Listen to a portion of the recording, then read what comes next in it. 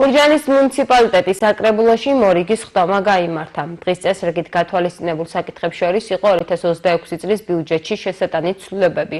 ასევე დეპუტატებმა იმსჯელეს ქალაქის ცენტრში უფასო იურიდიული დახმარების ცენტრისთვის უსასყიდლოდ უზურფრუქტის ფორმით სარგებლობაში შესაბამისი ფართის გადაცემის შესახებ.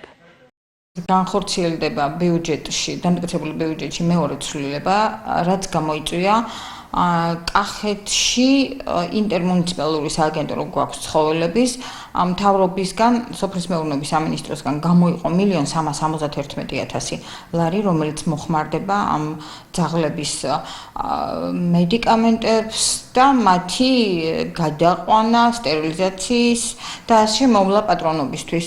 ასევე გამოიყო 401,000 ლარი ახალი აშენებული საბავშვო ბაღების აღჭურვისათვის. ადგილობრივ საკუთარ ბიუჯეტში მოხდა ცვლილებები, დამინუსდა ის ორგანიზაციული კოდები, რომელშიც დღეს მდგომარეობით არის თავისუფალი თანხები და მთლიანად მიიმართა 9 მილიონი სკვერების კეთილმოწყობაში. გურჯაანის მუნიციპალიტეტის საკრებულომ დღეს განიხილა საკითხი იურიდიული დახმარების სამსახურისათვის ქალაქ გურჯაანში მერიის შენობიდან არასაცხოვრებელი ფართის გადაცემის თაობაზე.